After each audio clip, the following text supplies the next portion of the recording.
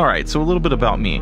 I am an overweight American trying to get my life back by playing the beautiful game. Today I had the opportunity to train with a real footballer and get his thoughts about the current state of football. He taught me some things that I did not know, as well as gave me quite the workout. I'm going to die. I'm so tired. Everything hurts. Running is impossible. Alright, so you're about to watch a re-uploaded video. For those of you who saw it, it's going to be a little different. I just wanted you to know that I haven't stopped training from the moment that we started, and we're about to start this series back. Roberto's going to be featuring in a lot more videos as we train even more. Hold in with the right, pass it with the right.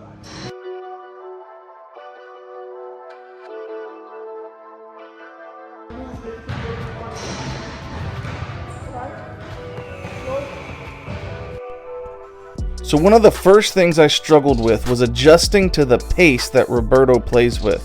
There was constant movement. He wouldn't let me stand still.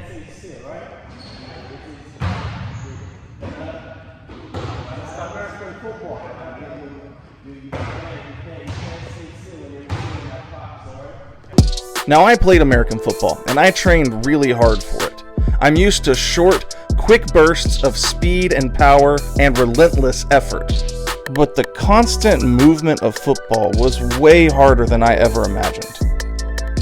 This man right here might be responsible for my death. He's in here killing me in this gym.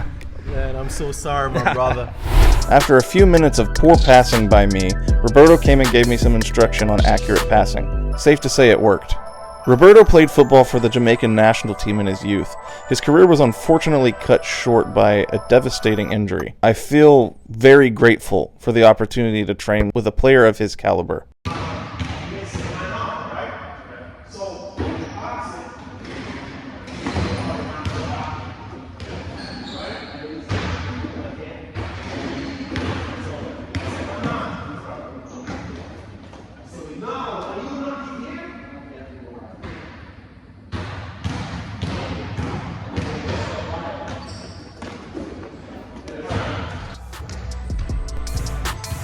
Now at this point I had gotten relatively comfortable with passing the ball, but Roberto noticed that I played very stiff, so he wanted to focus our attention on getting my entire body involved in the play.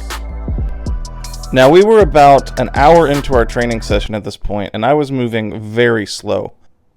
So Roberto and I sat down and had a little chat about the current state of European football at the time. I learned a lot in this conversation. Now, make sure you stay tuned to the end of the video because I will add some footage of a more recent training session and you can see some of the progress that I've made with my first touch and with my control of the ball. Still not great, but it's better. So now you're starting to think, do we now have a feeder club in the Premier League like a Dortmund, you know, or a Leipzig?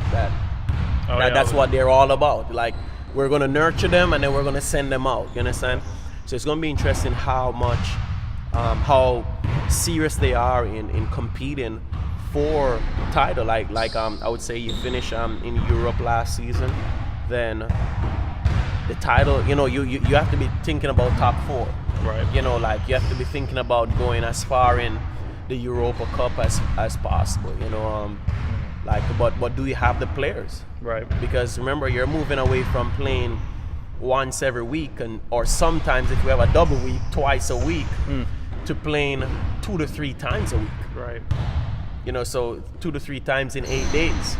So is that something that they can maintain? Are they going to focus on Europe? Are they going to focus on the Premier League? So you're playing extra games because you're in more trophies? Yeah, you're in more tournaments. Because if they're in Europe now, Europa Cup, that means that they're going to play in the middle of the week, just like how the Champions League going to play in the middle of the week. So I guess I knew this, but that just started to dawn on me. Like, you don't just get put into every cup. Like, you have to fight to get there. Oh yeah, and that doesn't include the fact that they're still going to have FA Cup and Carling Cup to negotiate. So where's the focus going to be? Yeah, you understand? The same thing like with a Newcastle.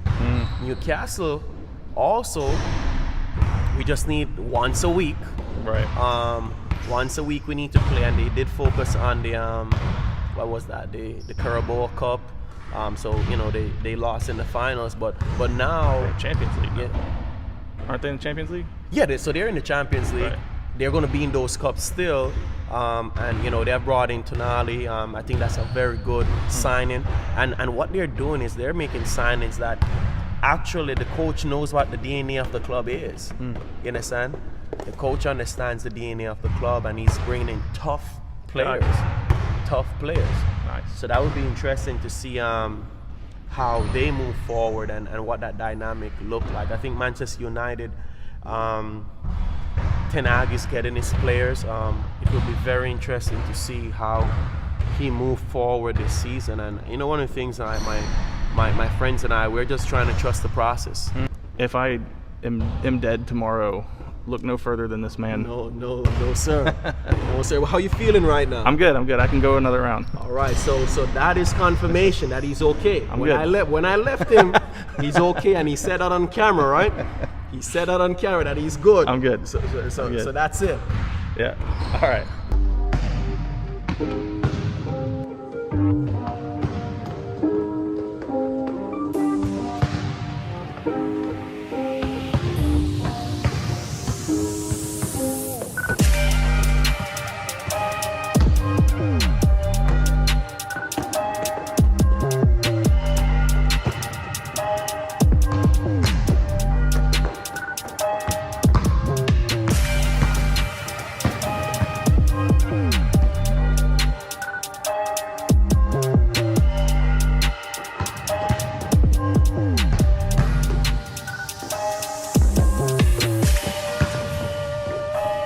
So I recently started running with the ball at my feet. I'm still struggling with this one. I run very stiff because I'm focused on keeping the ball in front of me. In fact, I'm only looking down the entire time. I'm not able to go as fast as I'd like, but this is a start, and I'm doing this every time I practice now.